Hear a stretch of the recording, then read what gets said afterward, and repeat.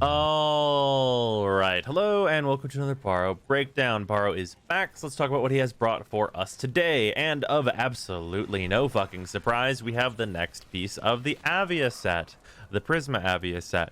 So that is a thing that you can get if you are so inclined to like these shoulders. I'm gonna pick this up for sure, just because I want to have all the Baro things, but it is of no surprise that this is the next Baro item. Aside from that, we have a ton of primed mods here. We have prime point blank. If you're into shotguns, this goes on all of them, so that's pretty good. We have primed fast hands, reload speed for rifles. This is occasionally seen use on like a Rubico prime or the regular Rubico more so, but is only really worth investing in if you're really in love with one of those weapons and want to try it, I think. And is also fine if you just get it to like rank 8 or 9. It's still going to be a marginal improvement. So there's that. And then we have Prime Norfolk Transformer. If you're really in love with your arc, you don't bother. It's not. This might be useful if we're coming into like the next updates where Arcwing is maybe a little bit more important for Railjack and things like that. But as of current, it is absolutely and completely totally useless. So not worth investing in Prime Warframe Transformer at the current time, unless you are looking to just kind of future-proof against Railjack, where maybe the seas play. Besides that, we have primed regen. This goes on every single sentinel. So if you are using sentinels, this goes on literally all of them, making this quite worth it. Besides that, we have prime flow. This goes on a vast amount of the Warframes in the game because they all enjoy having more energy for the most part. So yeah, this is going to be definitely a thing you're going to want to pick up and have for current Warframes and future Warframes almost assuredly. Then we have primed Ravage. This only really goes on a couple of shotguns. It goes on the Vayhek, the Vaycor Heck in full, and the Corinth. Other than that, doesn't see a whole lot of use, but if you really love those shotguns, you're going to want to use this. Besides that, we have the Prisma Tetra, which is MR fodder, and we have the Viper Wraith, which is MR fodder. Neither of these weapons are worth using, and they are far too expensive at the MR you would be getting them at. So no, just because the Prisma Tetra is MR4 does not mean you're getting it at MR4 or that you should invest in it at MR4. Don't do it. Level it. Get rid of it.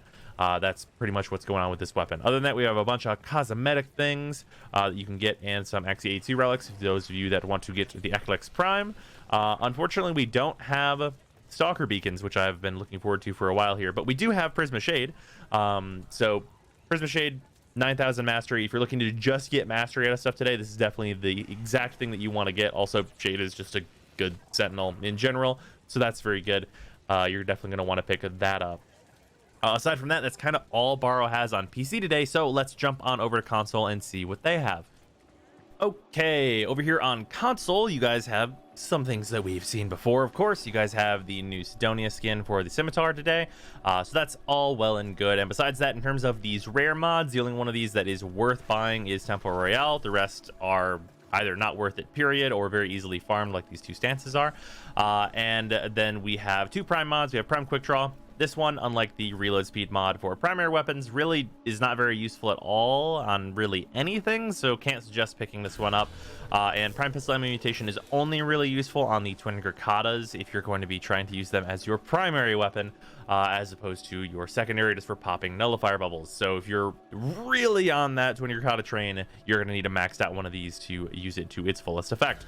Besides that, you guys have the Prisma Twin Gremlins, which are some very serviceable secondary weapons that are quite nice. Quanta Vandal is that for primary weapons. If you like beam weapons, especially a kind of a more unique beam weapon as it says a secondary firing mode, that is quite nice. Quanta Vandal is going to serve you quite well. And then we have the Prisma Shade here on console as well, which is of course still a good item here. And then besides that, I don't think we have anything else besides a bunch of cosmetics for people to get. But I would suggest people get the Eminence color picker as it is quite nice. So yeah, that's gonna do it for console stuff. Very quick and easy today.